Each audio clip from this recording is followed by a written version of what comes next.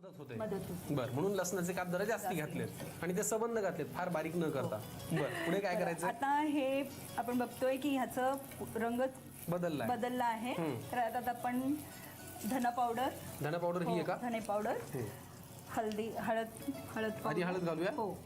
किती लागणार आहे? थोडं आणखीन थोडं. पुरे?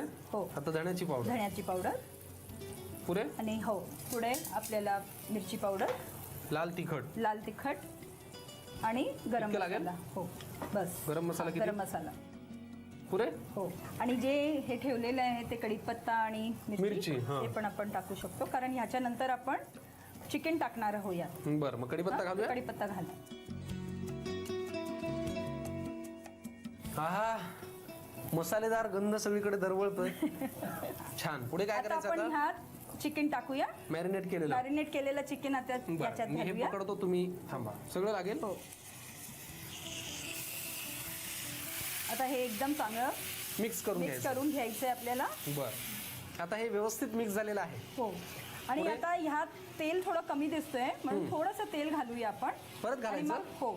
आणि मग थोडंसं पाणी घालून त्याला वाफ येऊ द्यायची. किती लागणार आहे तेल बघा बरं. बघा. हो हो. बस पुरे. बस. बर. आता यात आपण पाणी घालूया. पाणी खूप कमी घालायचं, कारण हे तेल मध्ये सगळं आपण ते ऍब्झॉर्ब होईल. हो की नाही? किती लागणार आहे? बस. पुरे. बर, अगदीच नावाला आपण त्याच्यामध्ये पाणी घातलंय. आता याच्यावर कोथिंबीर टाकूया.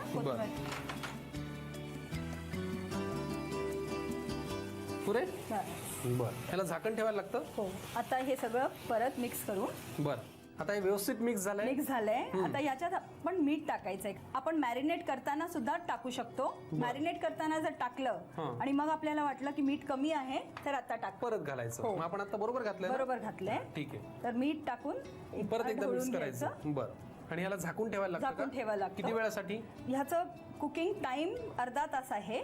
मध्ये मध्ये आपल्याला ढवळायला लागेल ते परत, म्हणजे पॅनला खाली लागू नये. करपायचं, म्हणजे खाली असं करपलेलं असं वाटू नये म्हणून. बरोबर. वा वा, छान. ठेवलं आपण. आता आपण जरा वाट पाहूयात. मध्ये मध्ये तुम्हाला वाटेल गरज तशी आपण त्याला ढवळून घेऊयात. पण तोपर्यंत तुम्ही पटकन लिहून घ्या केरळियन सुक्का चिकन साठी लागणारं साहित्य आणि कृती. केरळियन सुक्का चिकन बनवण्यासाठी लागणारं साहित्य: बोनलेस चिकन, केरला स्टाईल कांद्याची पेस्ट, कोथिंबीर, ओल्या खोबऱ्याचे तुकडे, कांदा आणि मिरचीची भरड, मीठ, टोमॅटो, चिरलेली लसूण, धनेपूड, हळद, तिखट, गरम मसाला, कढीपत्ता आणि मिरची. कृती: एका भांड्यामध्ये बोनलेस चिकन घेऊन त्याला कांद्याची पेस्ट लावून चिकन मॅरिनेट करून घ्यावं. फ्राय पॅन मध्ये तेल गरम करून त्यामध्ये ओल्या खोबऱ्याचे तुकडे परतून घ्यावेत. त्यामध्ये कांदा आणि मिरचीची भरड, टोमॅटो, चिरलेली लसूण, हळद, धनेपूड, तिखट, गरम मसाला, कढीपत्ता आणि मिरची घालून मिश्रण परतून घ्यावं. त्यामध्ये मॅरिनेट केलेलं चिकन घालून मिश्रण एकजीव करून घ्यावं. वरून तेल, पाणी, कोथिंबीर आणि मीठ घालून झाकण ठेवून चिकन शिजवून घ्यावं.